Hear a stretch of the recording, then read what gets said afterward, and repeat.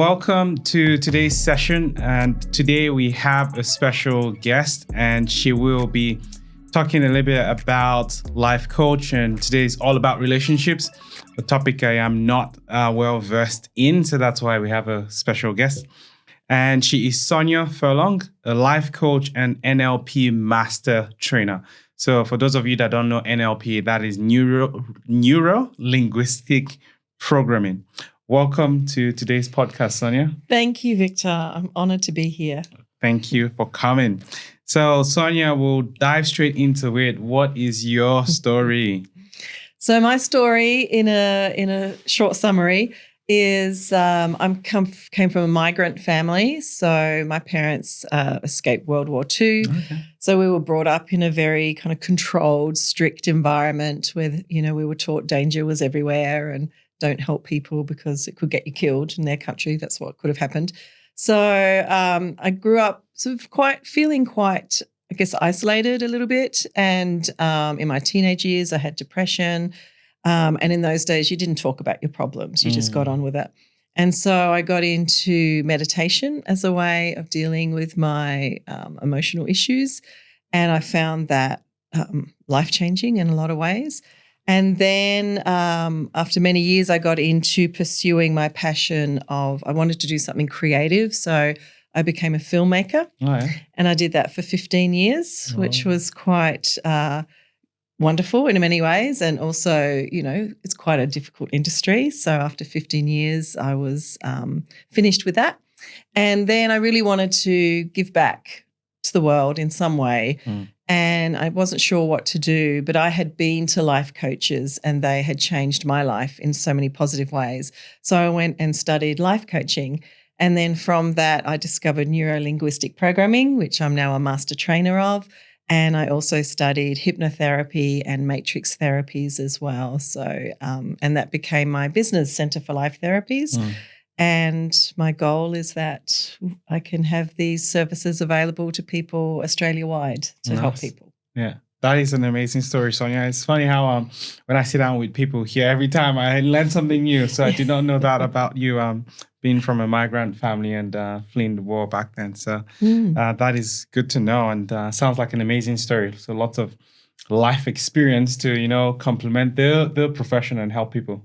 Yes, exactly. With their own lives. So. Yes, that's right. When you go through your own highs and lows and you find the solutions for them, and then you know what works, and then you can use it to help others, which has been great. Yeah, definitely. Like just relating that to finance, I've made some financial mistakes myself early on, so it's definitely ensuring people don't make the same you learn. mistakes. Yeah.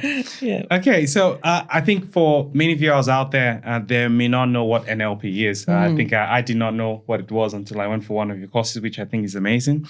So how does that differ from other forms of personal development therapy? What is NLP? Yes, what is NLP? NLP stands for Neuro-Linguistic Programming. So neuro is the mind-body connection. Linguistic is the language we use, and perhaps even more importantly, the self-talk, the language we say to ourselves, which can often be quite critical. And neuroscience has shown that over 80% of our thoughts are negative. So that affects our lives. It's a huge percentage. Wow. So neuro-linguistic programming allows us to counteract that. And the programming is our behaviors, our habits, the external manifestation of our thoughts and beliefs and language.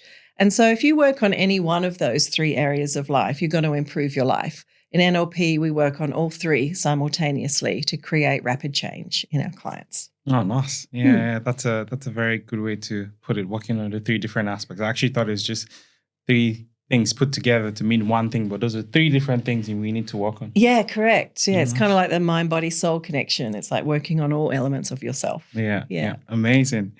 So, generally we try to help business owners and high-performing professionals kind of get better at what to do. So, for that group of people, how does life coaching or NLP help? And I think we can also talk about, what challenges do these people face, which I have a few ideas, but I know you'll sit down with lots of them and help them. So yes. What does that look like?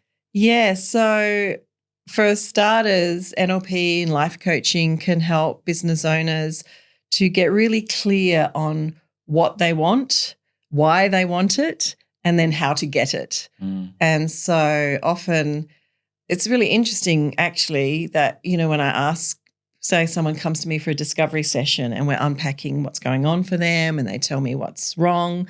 And then I say, well, how do you want your life to be? What do you want? And people often find it hard to tell me because they haven't really thought about it. They've been so focused that 80% of their thoughts focused on the negative that they haven't used those big, powerful thoughts in their mind to focus on what they want.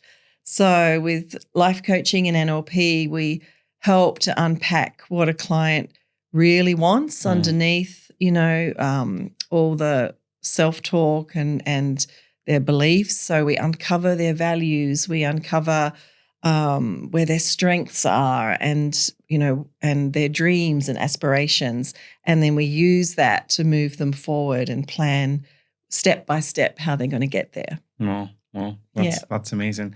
I think one of the things that I like doing with clients setting 10-year goals. And I think, that really helps, and part of what we're trying to do now is help them set 10-year relationship goals. What should your relationship or what do you want it to look like in 10 years? And, as you said, that would really help that power of focusing on the positive because you're not going to write down the negative.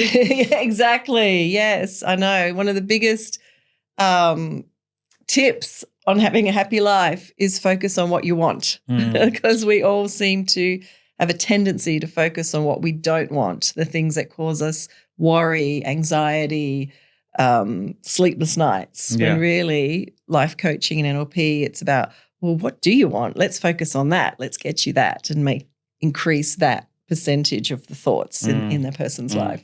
Yeah. It reminds me of one of the sessions we had where you did the swoosh, where it's like increasing that positivity. Yeah, that's right. Yeah, nice. That's it. Yeah, very quickly you can install a positive image in your mind. Yeah. Done. In the fast-paced world we are now, there's lots of stress, burnout, and, just pressure on lots of people, So how do you use life coaching and NLP techniques to help clients manage that stress and burnout? Yes, good question, because that is a very common issue that clients come to me with.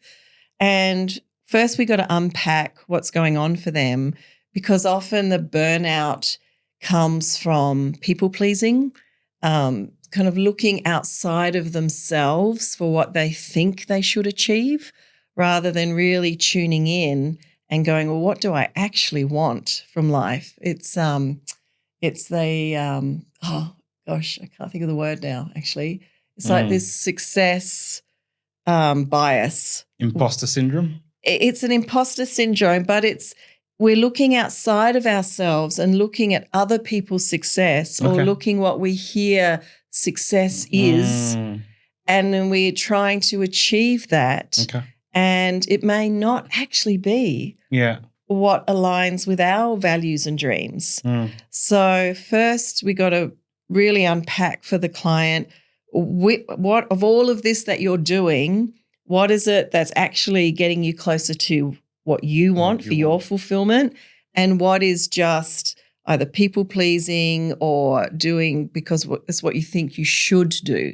So first it's a lot of that, unpacking that, and then using the different techniques that we use to reframe our thoughts and put in some boundaries. Boundaries are a big problem with people, that they feel they need to be on call 24/7. They feel that, they looking after themselves is selfish, so that they need to always be looking after others. And, they're doing all these things for their children. They're coaching different sports teams and they're on the parent-teacher committee and they're doing the bake sale and they're doing all these things while running a business, while looking after elderly parents and not looking after their own health at all. And so it's making them believe that they are worth prioritizing as number one. And it's like that old metaphor, which I feel it's a bit tired, but the old put the face mask on yourself before putting it on others. But it's true. We've got to get back to who are you? What's important to you? What do you want? And let's build in the self-care. Let's build in the ability to say no.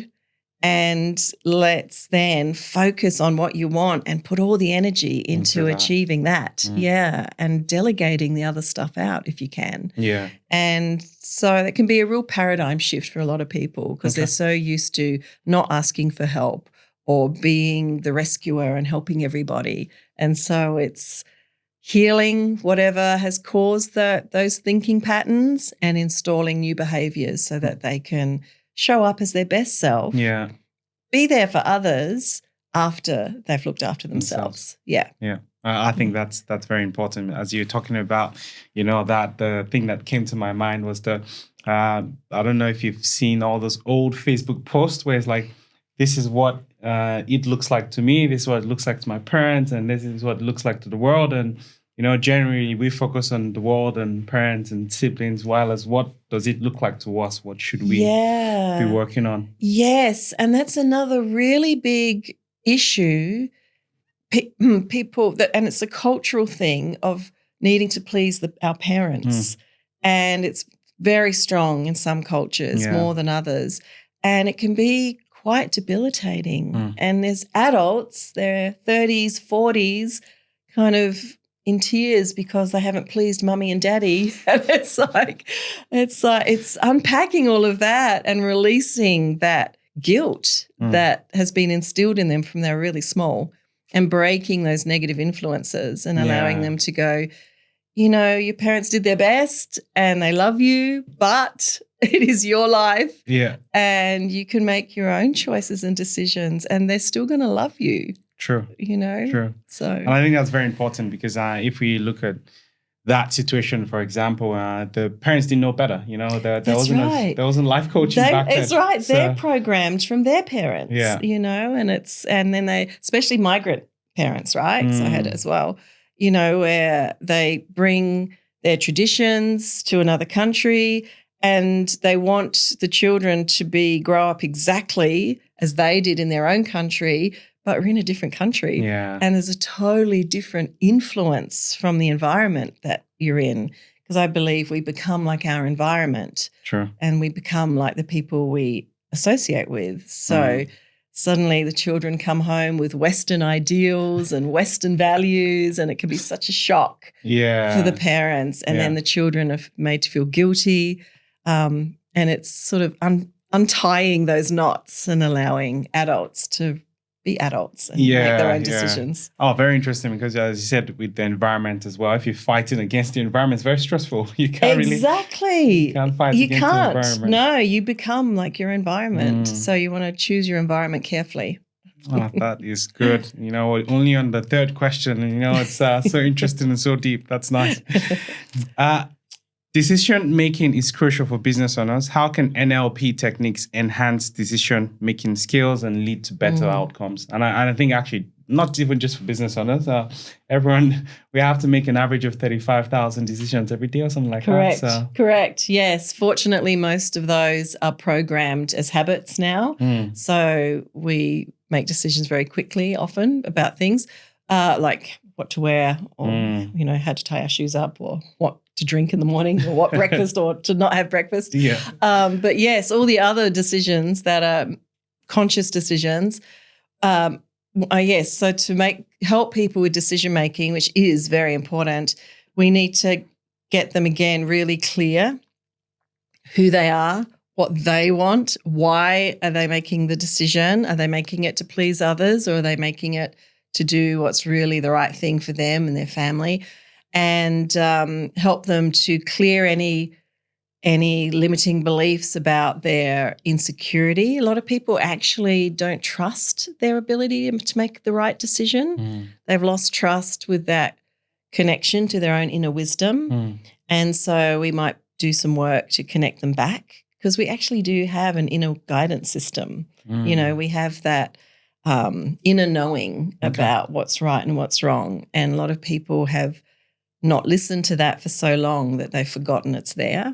So it's bringing them back in alignment, and that's by them understanding their identity and what drives them and what their core needs are. Like some people have very strong need for certainty or security, and then they might be in a situation that is very. Actually, I was literally talking to someone yesterday. She left her corporate job to start a business, and her coach told her her business coach told her she had to leave her corporate job. She had to burn the boats, and just dive fully into her business. Okay. And anyone who started a business knows that it can be pretty choppy waters at the beginning. Yeah, right? Can very get a challenging. Yes, it can be a bit turbulent. And her core need is certainty and security. So by her following that advice, she pulled away all her security, and now her anxiety is through the roof, and she's dealing with anxiety every single day. Yeah. And so if she had a coach that actually helped her tune into her values and her core needs and then made a decision from that place, it would have been a much more powerful decision, because she would have realized, I do still need some security. I'm not going to just quit my job outright. I'll just go part-time first, and while I start to build the business, and then when it's more solid, then I'll leave my corporate job completely.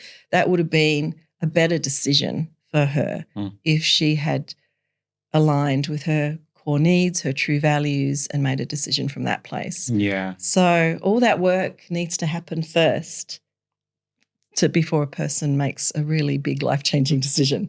Yeah, I totally agree. And, going back to, why we focus on wealth, health, and relationship, it all has to work together. If not, you can be wealthy and very unhappy, very stressed out. Yes. You could be in a good relationship but have no wealth, and then the relationship might not even work out. So we definitely are looking for balance, for lack of a better word, because some people call it balance, some people call it giving up something. But yeah, wealth, health, relationships, very important, and for her, I think it comes down to her balancing that health aspect as well. And when you're talking about all that, I was thinking about core values. Yes. Okay. Yes. So would that be when I say inner peace or inner, the word you used, you call it knowing, or? Yeah, the inner knowing. Yes, the inner wisdom. Inner wisdom, yeah. Yeah, that's right. Yes, our values are so important to us, and they're often not talked about, and they are literally valuable.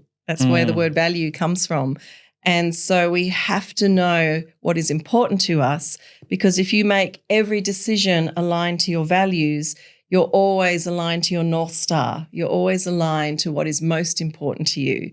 And then you've got a guidance system to make the correct decision. If it doesn't align with your values and your core needs, and we have 6 core needs, certainty, significance, connection, variety, growth, and contribution. Wow. And for some people, everyone has something that's stronger for them. Like for this lady yesterday, certainty was her number one core need. Interesting, yeah. Yeah, so you want to make your decisions based on this information. So there is actually information about ourselves that we can find out through coaching to make better decisions, rather than just feeling like, how do I make this decision? I've got nothing to base it on. It's just this nebulous thing floating in the air, there's no anchor. Yeah. When we know our values, we know our core needs, we know our identity, then we can make really powerful decisions. Okay. I was just thinking about which one mine is. Mine is probably growth, because I think that sounds right. Yeah. I look for opportunities that I can grow in. So, yes. But you're right.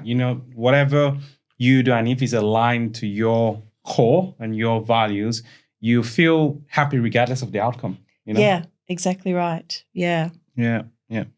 Okay. So, and I think with that as well, really relating that, because using that case as an example, maybe the initial coach that gave her the advice thought that she was dealing with self-limiting beliefs by saying, okay, well, just go out and do it yourself. Just leave the job. Yes. But it was something else.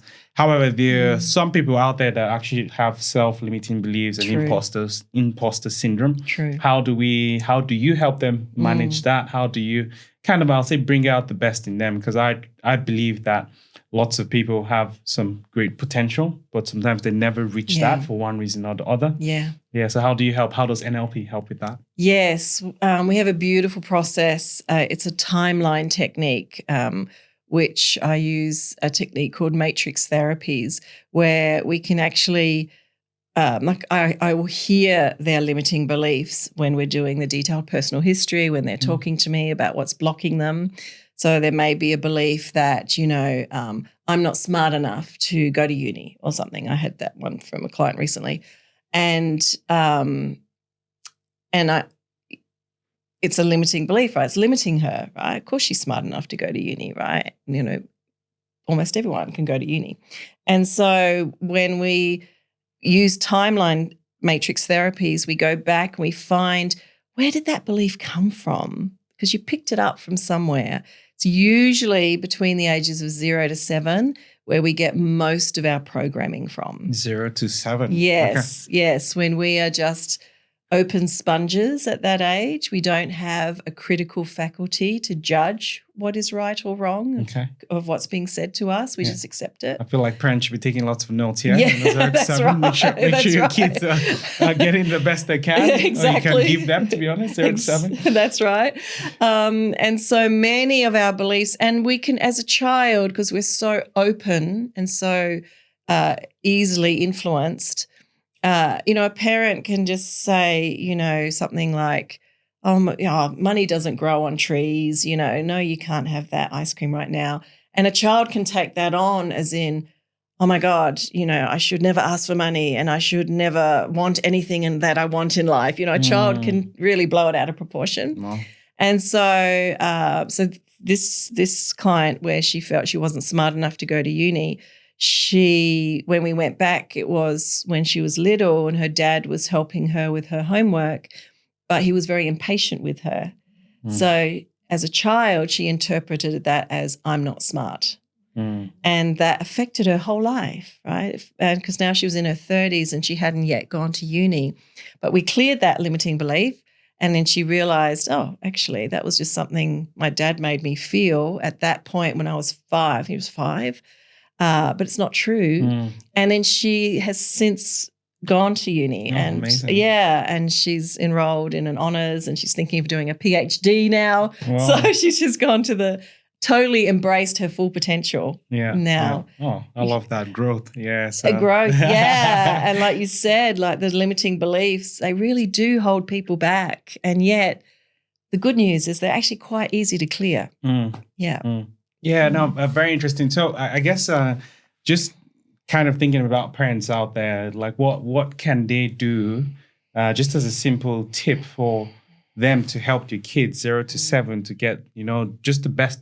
And I know generally no parents can do everything right. Yeah. So I think that's the first thing. Yes, that's understanding right. that. We'll do the best we can. Yeah, exactly. Just do the best. But what's the one tip that can really help them? Because I was speaking with a few colleagues yesterday and they're like, 2 years is a little bit too old to be teaching the kid how to think about money and stuff. And I thought otherwise, but let's hear from the professional. What can people do? Right. 2 years old is too young or too old? That's what they said. Too young. Too young. Too young for, yeah. No, I think that is a great time because they're so open to information. I think it's really important for parents to instill in the children that they can do anything, of course, keeping them safe, all of that with boundaries and everything, but just always encouraging them, always motivating them and always seeing the best in them. Because it can happen that if parents have felt very limited in their life, they will put those limitations onto the children. It's like, oh, no, you can't do that. You can't, you like dancing, that's stupid. You can't make money as a dancer. They're sort of putting their own limitations on it. But just instilling in children, give it a go. Go try it. Just do it. You know, it's okay if it doesn't work out. It's okay if it doesn't work out. Yeah, there's no such thing as failure, only feedback. You know, that something doesn't work out. It's like, oh, what do I get to learn from that experience? So I think that's probably one of the best gifts a parent can give to a child. Yeah, I think sometimes even subconsciously, because when I think about my own childhood, I've learned a lot from my parents subconsciously. So my mom ran a small business, and I just remember her working hard, and things would come up, but she would just walk through them. You know? So at that 0 to 7, or is it older, where parents themselves should be conscious about what they're feeding to the kids subconsciously, because you may not be talking directly to the kid, but maybe talking to someone else and saying, oh, I can't do that, I'm not smart enough. And the kid thinks, well, my mom can't do that. Well, how can I? I know. It is true, because children are picking up everything unfiltered. So they're unconsciously absorbing every interaction the parents are having. And it's even actually while they're in the womb, they can hear what the parents are saying. And I can't tell you how many adults have, you know, gone back to the first event where it was their parents were fighting over money while they were in the womb. And so the baby thinking, oh God, you know, I'm a nuisance to them. I'm creating stress for them. And then that can play out in their life, feeling insecure about themselves and the place they take up in the world. So, you know, we can't be perfect, you know, and that's why coaching and therapy will always exist. Yeah, 100%. Because we all do the best we can, but, you know, children are very influenced, and then as adults, we just spend our time unpacking all of that, resolving it all. So, I think everyone definitely needs just to go through some form of a life coach process, you know, just to, because I also feel like you don't need to be in a tough situation to get help or get enhancement or growth. That's you can definitely just go do it and get better. That's so true, because traditionally psychology was used to help people who are very dysfunctional get to functional. But in the 70s, when they began the human potential movement, and people were saying, oh, why can't we take functional people and make them extraordinary? And that's what NLP and life coaching is based on. Just, you know, people who are doing fine, but let's make them even better. Yeah, what's possible for them to achieve? You know? So, Oh, that's great. I think one of the things as well in terms of this well-held relationships, as I said, is setting goals. And, you know, in terms of goal setting, how does NLP help in setting more effective goals? What role does a life coach play in keeping the client accountable as well? Yes, we have a very kind of structured, robust system of goal setting in NLP. We base it on SMART goals, which many business people may have heard. And I've actually updated it with over the years, and with mentors and with my own understanding of making it I'm very smart. So it's inspiring, motivating. V is for values. That's aligned to your values. And then SMART, specific, measurable, achievable, realistic, and also rewarding. And timed. You know, give a specific time and written towards what you want, not away from what you don't want. So having that as a guideline, people can write very detailed goals, and you want your goal setting to be inspiring to you, right? That's why inspiring and motivating. You don't want to be, I'm going to work really hard and make, you know, this much money. Like, that's tiring just hearing it. You want it's like, I wake up each morning and I smell the fresh air, and you bring all your senses into it, and I'm looking at my bank balance and it's increasing every day, and I'm feeling excited, and I'm so excited about this fulfilling, you know, business opportunity I'm going to take. Yeah. So you put in all the senses and you put in all the positive emotions so that when you're reading the goal, it lights you up. Yeah. And then there's a technique with visualization. We put that goal into the person's subconscious mind. And because it's very exciting and like tantalizing, it really sticks. And then it makes it very easy to move forward. Yeah. And then we break it down into steps and keep the client accountable. Okay. That is amazing. It puts my own goal setting that I do with clients to shame. So obviously that's why they need a life coach to actually help them get that done. Obviously, our goal setting is very structured around numbers and stuff like that. But as you said, even just and trying to smell what it looks like, in the senses, what it looks like. That's exactly. amazing. Yeah, awesome. So I think viewers out there, you need to write that down. I am very smart. I'm very smart. I am very smart. Nice. That is amazing. Okay. So in terms of business owners as well, looking to improve leadership skills, how does coaching and NLP contribute? I'm an example. I have sat down with you and just working on, how to be a more effective leader, which I think there isn't a final level you get to. There isn't. It's just getting better and better with that. So what techniques, how do you help leaders get to that level, improve that level? Yes. When I run a specific one-day event around NLP for leadership, because NLP teaches you communication skills, it teaches you leadership skills, and it increases your emotional intelligence, which is very important for effective leadership. So it's teaching specific skills on how to use language effectively. Sometimes you want language to be very direct and to really, pierce through someone's, like they might be in this kind of bubble of, everything's wrong and I can't do anything. And so you want very direct, powerful questions to pierce through that. So we do that with meta model questions. And other times, say if we're writing marketing copy or something, we might want it to be a bit more softer and permissive and ambiguous. And so we would use different language skills with Milton model. There's also a great technique called the hierarchy of ideas. I think just the name, I love it. I think great name for a rock band, the hierarchy of ideas. Done. When you want to be a rock band, people out there. The hierarchy of ideas. I love it.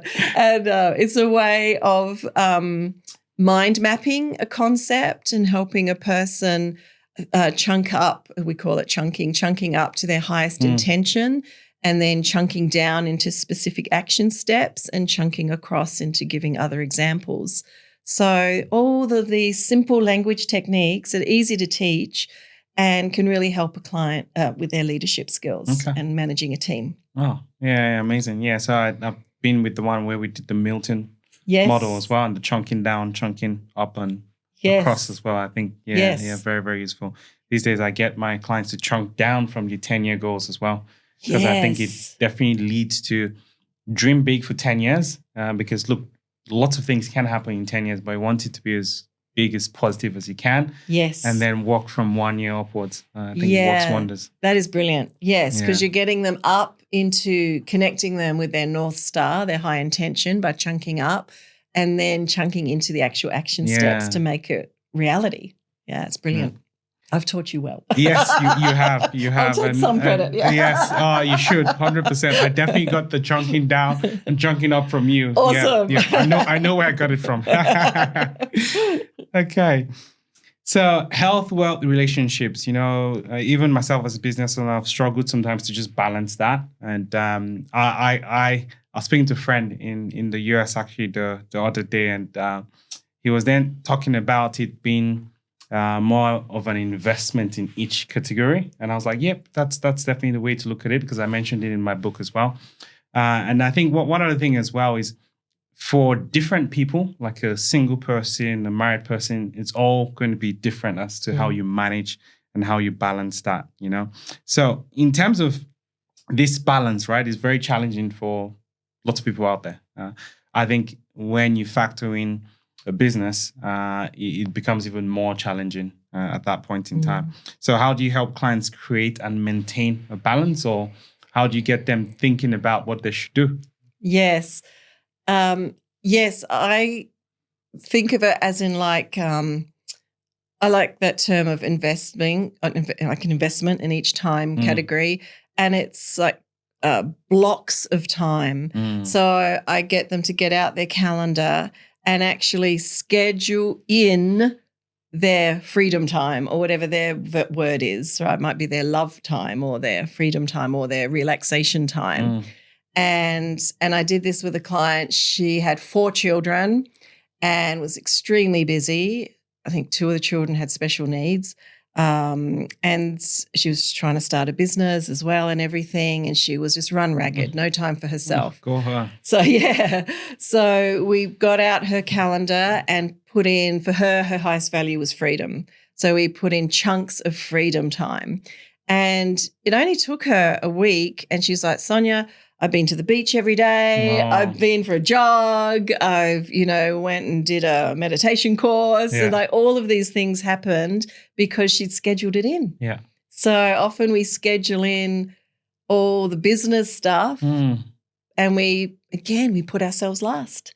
But if we just schedule our personal time in as well, then it happens. Yeah. And sometimes, like even for me, so I have like Wednesdays is a day that I'm not client facing. Okay. And it took a few weeks of training myself to say no, because people go, oh, Wednesday's the only day I can do. I'll be like, it's the only day I have off. Yeah, that's right. I'm like, oh, okay. And then it took a little bit of training, right? But I just had that. It's in my calendar, blocked out. And so after 2 or 3 weeks, it's like, great. I look now, my calendar every Wednesday, it's empty. Yeah. And it's glorious. Right? Brilliant. So it's blocking it out and then allowing the time to get used to putting those times first for yourself. Yeah. Totally agree. I think lots of us that see clients, we're very good with calendars. That's what I've noticed. Yes. And once you block it out, it definitely is a good time to block out what other things you have to work on, your health, your wealth, your relationships. Yeah, they're just as important. I do the blocking as well, which is good. And I definitely encourage anyone out there that, works well with your calendar. You want to block it out. Block it out. Block it out. Yeah, give it a nice color. Green is my color for my own stuff and yellow for fun social stuff. Okay. So, and it makes it very appealing. And you see it and you're drawn towards it and you live by it. Yeah. Oh, nice. That's good. So in terms of the most important piece of advice you would give business owners or just professionals, how to improve their lives, not just in their careers, but holistically as well. Is there any, I know you're giving us lots of golden nuggets today. Is there any other one you can give us? My number one piece of advice, and actually I'm going to get a T-shirt of this. Okay. All you have to do is work on yourself. That's it. That is it. Just you always got to be working on yourself, always have a coach, have therapy, keep working on your relationships, set goals, keep clearing limiting beliefs, keep working on your mindset, keep working on your health. It never ends. As long as we are living and breathing, we need to keep working on ourselves. And I've seen countless clients completely transform their lives just by working on themselves. Because as you clear your limiting beliefs, your negative self-talk, and then you start to see the world in a different way and you're vibrating in a different energy. I know not everyone believes in energy, but we all feel it. Like we can walk into a room and feel like, wow, this room's really... I think people just call it different things. Vibe, energy. Vibing, the vibe, whatever, the mood even. We all know if we're in a good mood, we attract different conversations, different communication. And if we're in a bad mood, we attract more negative interactions. So by doing the inner work consistently, showing up as your best self, you attract more opportunity, more positive engagement, more sweetness and happiness in life. And that's all you need to do. You know, people like they'll do they might go to a 4-day Tony Robbins event, or they'll do like a 7-day training with me or something. And then they feel amazing, right? They leave and they feel $1 million. And then they go back to their old life. It's like, no, you have to keep moving forward. You got to keep working on yourself. I always give the metaphor, it's exactly like going to the gym. You can't just go to the gym for, some people do like those 12-week body transformations and they lose 15 kilos and, go down to 20% body fat and they look unbelievable. They look amazing. But then they go back to their normal habits, right? And they lose it all. It's exactly the same with your mental health and your mindset. You have to consistently work on it every day of your life. And it's wonderful. You reap the incredible benefits and rewards, things that you can't even imagine are possible, become possible when you continually work on yourself. So that is my one piece of advice. And I love it. I think even just adding to that, I am reading this book called Slight Edge. And one of the key things he talks about is these days we're very impatient where we want things too quickly. And he related it to, movies and social media. If you think about the reel these days, it's 8 seconds or, a few seconds and it shows you someone's life from them maybe being poor to being healthy, from them being single to then having a relationship. But in real life, it's not that way. And going back to that tip, as you said, as to working on yourself, you need to continuously do that because in real life, it takes months, sometimes even years to get to that ultimate outcome which you want. And if you stop halfway, yes, you're missing the best bits are yet to come.